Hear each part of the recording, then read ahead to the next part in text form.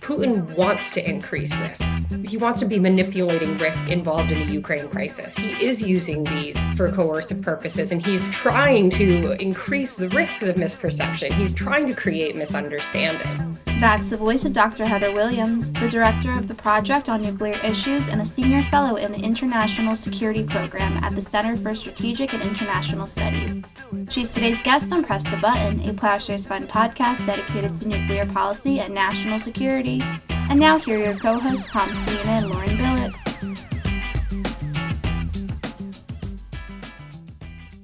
Thanks, Angela, and welcome back to Press the Button. Hi, Tom. It's great to see you after a few weeks of being away. How was your weekend? How have you been? Lauren, great to see you. Glad you're back. My weekend was very quiet, thanks. Just getting ready for the holidays, a little shopping, a little wrapping, put up some lights. It was very nice. How was your weekend? Mine was nice. I did not do any Christmas present prepping, as you and I talked about before we started recording, but I did get some snow, so it was cozy in that regard. And I just spent time recovering from COVID. It finally got me, which is why I've been out for a few weeks. So thank you to Alex for filling in on the intro. And speaking of, let's go into the point of the podcast today. What's happening on the nuclear front, Tom? Last week, U.S. Defense Secretary Lloyd Austin said Russia is modernizing and expanding its nuclear arsenal as it continues its invasion of Ukraine. Austin was speaking at a ceremony for Anthony Cotton, the new head of the U.S. Strategic Command, known as STRATCOM, which oversees U.S. nuclear forces. The previous STRATCOM head, Charles Richard, retired on Friday. Austin acknowledged several challenges facing STRATCOM in the near future, including the Russian nuclear arsenal and Chinese nuclear forces. Of course, the United States is modernizing its nuclear forces too, planning to spend more than $1 trillion on rebuilding its arsenal over the next few decades. And on that note, the Air Force revealed its new strategic bomber, the B-21, earlier this month.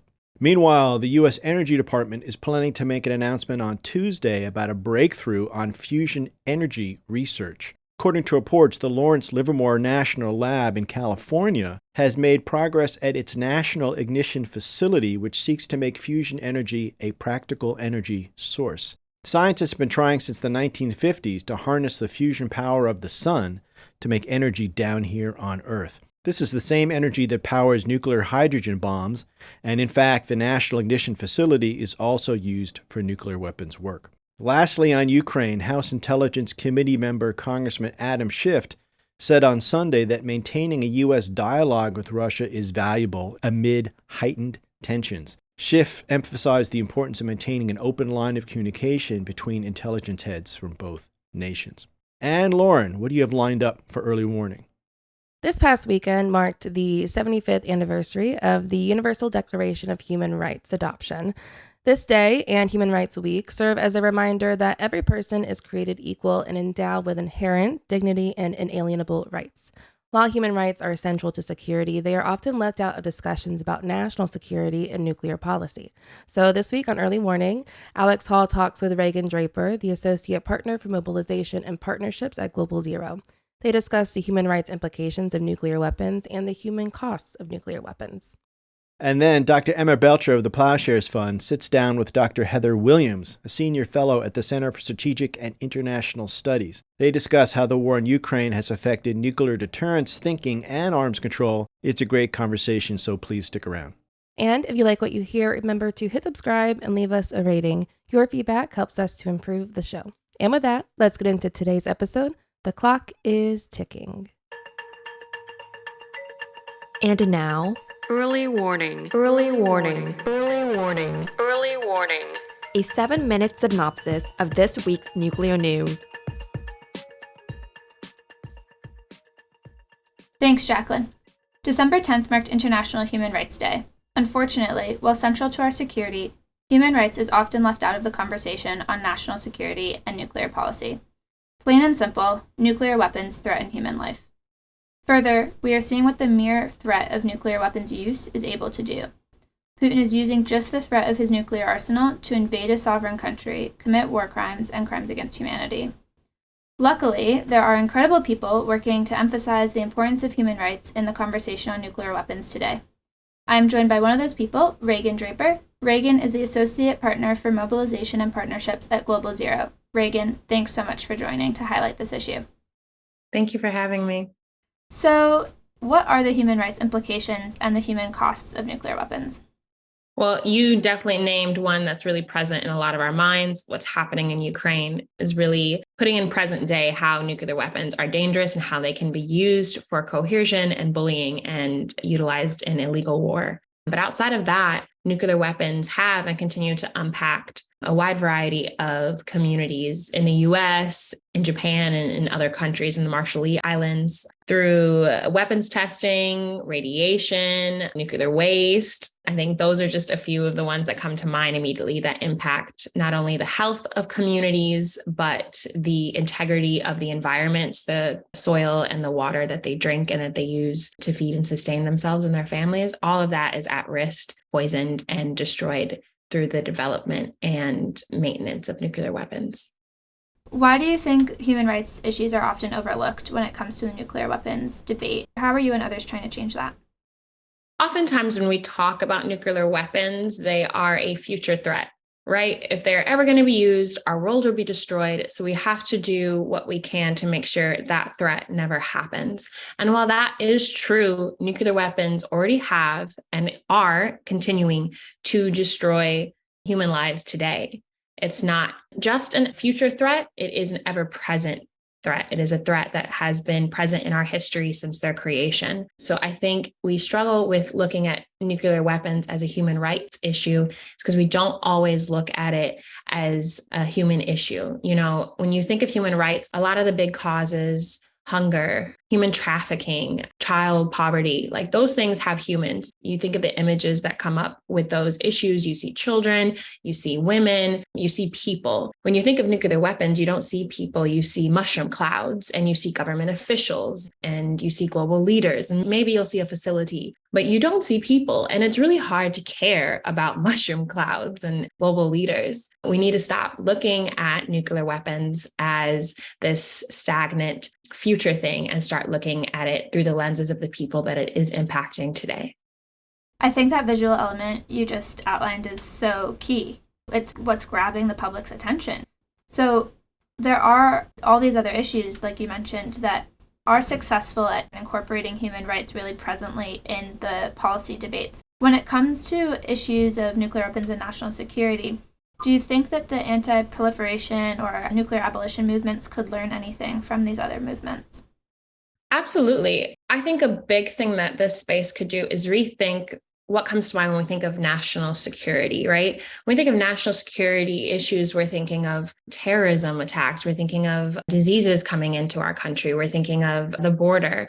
We're often not thinking of the security and the safety of people already here that are already being harmed. So I think rethinking about like what actually makes us safe, not only as a nation, but as a global community. I think spaces that are doing a great job at that actually are like prison abolitionists and police abolitionists, because not only are they working to combat a system that is harming people now, they're rethinking the very word safety and security. And what do communities need in order to be safe and secure? And that's, resources, reparations, and repair, which are the same things that we need in the nuclear weapons space. We need resources. We need reparations for the harm that's been done. We need repair to bodies and environments, and we need a complete dismantle of the system. So those are some places that I think we can draw a lot of inspiration from. For those that want to get involved and help put human security in the center of national security, what can they do to elevate these issues that you're mentioning? I think having conversations with our loved ones and family and friends about safety and security and what that means is definitely a first step, but also finding like-minded folks. So one of the reasons why I really love my job at Global Zero is because we are thinking about the intersections of nuclear weapon and how they tie into all these other movements that we do care about. Thank you so much, Raeghn, for joining me, and happy Human Rights Day. Happy Human Rights Day.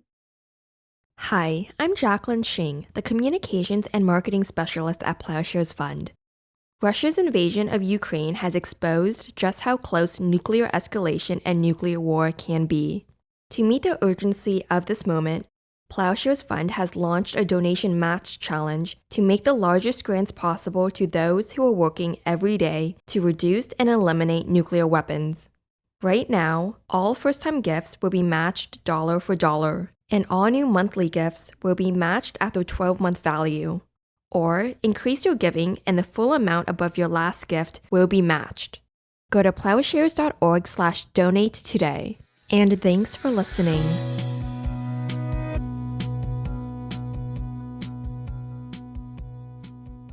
Since Russia invaded Ukraine in February, nuclear weapons have dominated the headlines. President Vladmir Putin has been relying on nuclear threats to deter Western intervention, weaken Western resolve to support Ukraine, and signal his commitment to this brutal war. President Joe Biden said that the world is closer to Armageddon than at any time since the 1962 Cuban Missile Crisis. President Putin is threatening a non-nuclear state with nuclear weapons and is using nuclear threats to gain foreign territory by force. In doing so, Putin has shattered the rule-based international order and brought the practice of nuclear deterrence into the spotlight. To discuss the impact of this war on how we think about nuclear weapons, today I'm joined by Dr. Heather Williams. She is the Director of the Project on Nuclear Issues and a Senior Fellow in the International Security Program at the Centre for Strategic and International Studies, CSIS. Heather, thank you for joining me today. Well, thank you so much for having me. I'm really looking forward to the conversation. Likewise, so let's dive right in. Heather, can you give us your sense of how nuclear deterrence is working or not working in the war in Ukraine?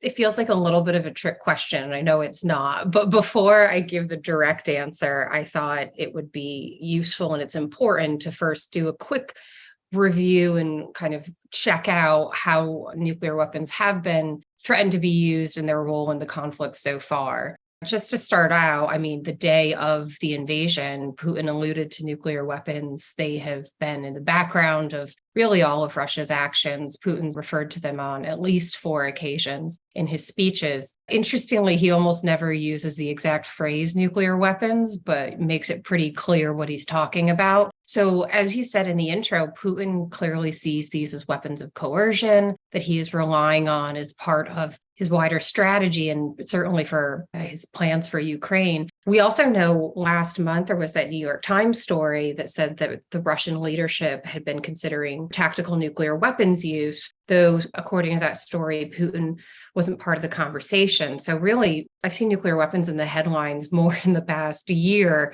than maybe for years beforehand. Then if you look at the US and the NATO side, they've, I think, shown quite a bit of restraint. In the early days of the conflict, the US canceled an ICBM test. NATO members and NATO itself have really refrained from making any explicit reference or even implicit reference to nuclear weapons. So it's a real juxtaposition, I think, between how Putin is thinking about nuclear weapons, relying on them, and then how the West is doing so. With that said, is deterrence working or isn't it working? It is a hard question because I don't think nuclear weapons are the only reason that NATO has not intervened directly, right? There's a confluence of factors. Ukraine isn't a NATO member, concerns about large-scale conventional escalation. So saying it's all down to nuclear weapons, why NATO hasn't involved, and to say, oh, nuclear deterrence is working for Putin, I don't think I'd go that far. At the same time, I don't think that NATO's nuclear weapons are the only reason that Putin is not attacking NATO. Putin's biggest fear, I think, other than color revolutions, is a conventional war with NATO. So saying it's all down to nuclear deterrence, I wouldn't go that far. With that said, as I see it, nuclear deterrence is working in Ukraine because it's this backstop on both sides to all of their actions, right? Nuclear weapons are the backstops to Putin's conventional actions and his coercion in Ukraine. It's also the backstop to the NATO alliance. Nuclear weapons have always been that backstop and that foundation. So it's working, but it's complicated. And so with that said, I also do feel like we all have to acknowledge, well, we should acknowledge in these conversations, none of us actually know what Vladimir Putin's thinking. I certainly don't. So I do bring a bit of intellectual humility to this question in these conversations. So then you've maybe partly answered this, but has the war in Ukraine shifted traditional thinking on deterrence theory? So I think it depends who you ask. And I'm going to show my cynical colors here a little bit, that I think the nuclear deterrence thinking community, right? Those of us who work on these issues day to day, that community has become pretty polarized in recent years, particularly around the topic of deterrence. The group which I work with and live with and do quite a bit of discussion with believes nuclear deterrence works and that nuclear weapons do deter. I don't think the thinking has shifted in that community all that much because of this. At the same time, there's another community that says nuclear weapons don't deter and we don't have evidence for it. And it's really luck that's gotten us by. And I also do some work with that community and love and respect them all. But that community also doesn't really seem to be changing their views about this. And so for the most part, it seems like the role of nuclear weapons in Ukraine is just reinforcing the pre-existing positions. With that said, there's two components that I think are changing things a little, which is this is raising some new questions about nuclear deterrence. And it's unfortunate, and I wish that nuclear weapons were not on those front pages. So one of the questions that I've been thinking about a lot lately is the role of nuclear weapons as that backstop to conventional deterrence, right? So I think Putin has been deterred from attacking a NATO member for a host of reasons. But as I said, the conventional response is going to be one of those main ones. How do you signal nuclear weapons and try to deter with nuclear weapons against an actor like Putin, who's really focused on that conventional side? And so that's something that I would really like to think about a bit more. Does that create any opportunities for, any nuclear reductions or more nuclear restraint? I'm skeptical about that because if it means you increase if you shift reliance on nuclear and you shift it to conventional, that's not really stable or secure either. Though you might just be shifting to something that is even more dangerous. So that's one question that I think this has raised. Another question it's really raised is what would be an international response to a tactical nuclear weapon use? That's something we haven't really thought about or talked about in a long time. So it's increased public awareness about nuclear weapons in a way that I think is good because we do still live in a nuclear armed world and we need to think about these things. But for example, how would China respond to a Russian tactical nuclear weapon use? How would India respond? How would NATO members respond? What would be humanitarian consequences of this? Just to give one specific example, if, God forbid, a nuclear weapon were used against Ukrainian troops, I would hope and assume that Europe would have an outpouring of support for humanitarian aid, for economic aid. Well, Europe is also going through its own bit of an economic struggle right now. How much would countries actually be willing to put out to provide for that support? The economic aspect of this is something that I think we all can think about a bit more. And then the other aspect of this, where this is something where I don't think shifting really has changed, but it's that deterrence is a psychological activity, right? And these events have, for me at least, really reinforced this, that the signals that we are trying to send are not just going to one man, Vladimir Putin. We're also sending signals to Xi in Beijing and to Kim Jong-un. And so thinking of deterrence as a psychological activity is one piece of deterrence theory and thinking that for me has not shifted. It's just been reinforced by all this. You mentioned in an article for Foreign Policy called How to Avoid the Dark Ages of Arms Control that there are two possible pathways for arms control after Ukraine, a renaissance or the Dark Ages. How do we chart the better path? Well, right now we are definitely on the path to the Dark Ages if we're not already there. We've seen the breakdown of almost all existing arms control mechanisms, largely due to Russian violations and Russian cheating. That's, the INF Treaty, CFE, presidential nuclear initiatives, and then also the news that Russia was postponing their meeting for the Bilateral Consultative Commission under New START.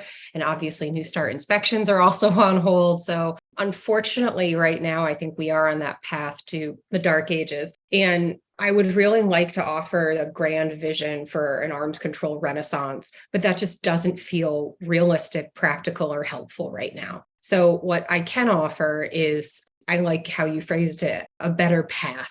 It might not be to a renaissance, but hopefully it'll take us away from the Dark Ages. And as I see it, the path will have three different prongs to it. The first is going to be dealing with Russia. And The war in Ukraine, whenever it ends, could be an important opportunity for arms control with Russia. That's going to depend on a variety of factors. Most importantly, how does the war end and what the Ukrainians want and what do NATO members want. But I think that Ukraine's perspective here really is going to have to be a primary driver. But historically, at the end of conflicts has been really great opportunities for some sort of arms control and to capture lessons learned from recent conflicts and crises and taking stock to say, how can we try to not do that again? Let's not end up in that scenario. So it's looking back, but also an opportunity to look forward. And what that might look like, it could be formal reduction treaty, like a New START follow-on. I do think that the war in Ukraine is all the more going to reinforce the importance of including Russian tactical nuclear weapons in any follow-on agreement. It's really difficult to envision a treaty getting through the Senate without tactical nuclear weapons. It's hard to envision it getting through, even if it does have tactical nuclear weapons, but without it, that's going to be a really hard sell. The US doesn't have anything comparable to Russia's tactical nuclear weapons quantitatively. And so figuring out that trade-off is going to be difficult, but we can start thinking about these things now and start exploring where might there be some trade space? What will be our priorities in any sort of post-conflict arms control agreement, if there is to be one, and start thinking about that, though obviously it all depends on what is happening on the ground in Ukraine and what our allies and partners really want. Also, looking back, can think about, were there any additional risk reduction measures or arms control agreements that we could have had in place that would have prevented us from getting here? Were there off-ramps that we either hadn't built or that we didn't take that brought us to these moments and these rising nuclear risks that we're seeing in Ukraine? I'm a little bit skeptical about that. I really think that the US did as much as it possibly could in terms of risk reduction and arms control with Russia. And I do think we need to have a little bit of a reckoning about arms control, though, because historically, arms control was really about avoiding misperceptions. And we assumed nobody wants escalation. You don't want to increase nuclear risk. So let's build these agreements, these transparency measures and dialogues that will reduce those risks of misperception. That is not how Vladimir Putin is operating. Putin wants to increase risks. He wants to be manipulating risk involved in the Ukraine crisis. He is using these for coercive purposes, and he's trying to increase the risks of misperception. He's trying to create misunderstanding. I don't think we have to go all the way back to the drawing board, but we do need to rethink what we really want to get out of arms control, and that we also might need to think about how to reduce the risks of intentional escalation. So that's where, looking back at how did we end up here, what do we want going forward, that'll be really important. So that's kind of the first prong along this pathway, is arms control with Russia going forward. One other caveat to that is I think the US is also going to have a really hard conversation internally about, do we want to partner with Russia again? They don't have a great track record of compliance, but also if we refer to Putin as, a mass murderer, if he has committed human rights atrocities, is that someone that you want to partner with in future agreements, assuming Putin is still in power? So there's going to be a real need for a come to Jesus conversation about just how bad do we want arms control? And it's way too soon to know the outcome of that conversation. Second prong here is going to be China. And I understand the desire among many in DC in particular to have some sort of a trilateral US, Russia, China agreement. It's very appealing, the thought of one treaty to rule them all. That is not realistic. China just does not have the track record, doesn't have a track record with the sorts of agreements that the previous administration was putting on the table. So I think a priority for now needs to be, how can we lay some groundwork? How can we work towards more formal treaty-based verifiable reductions or at least limitations with China? So starting that dialogue is important. Trying to have a bilateral dialogue at some point. I don't think now's the right time necessarily, but that's what I think should be a priority going forward and building up to future opportunities. The DoD China report that came out last week highlighted just how quickly China's arsenal is growing quantitatively and qualitatively. As that grows, and they might in the not too distant future, be approaching parity with the United States based on that report. Those will be important opportunities for arms control, but we have a lot of groundwork to lay beforehand.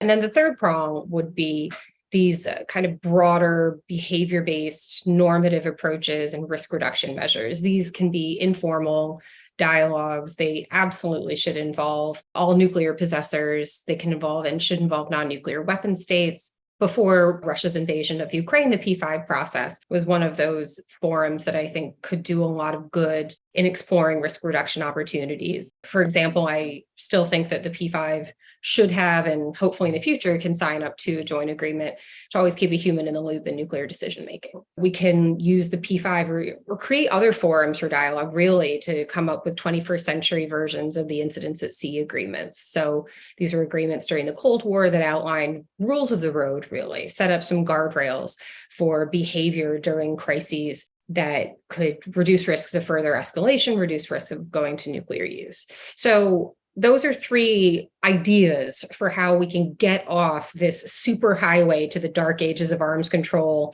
and try to move in the direction of something that is more productive. But none of these are easy. As long as Russian troops are in Ukraine, the P5 is going to be limited in how and where and when and why it can meet and what it can do. China's reluctance to engage in any arms control doesn't leave me very optimistic. But these seem like the more modest, shorter term ideas that we can start thinking about now. Dr. Heather Williams, thank you so much for sharing your thoughts and for laying out some of the difficult conversations that we're going to need to have moving forward. Thanks so much for your time. Thank you.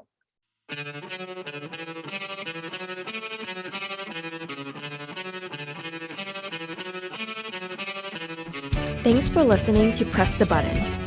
This podcast is produced and edited in Washington, D.C. by Lauren Billett, Angela Kellett, and Alex Hall. Audio engineering in San Francisco by Jacqueline Shing. Our theme song is by Lyric Born and Poets of Rhythm, sampled with kind permission. Additional music by San Francisco-based bands 17 Evergreen and the Society of Rockets. To continue the dialogue and support our work, visit ploughshares.org.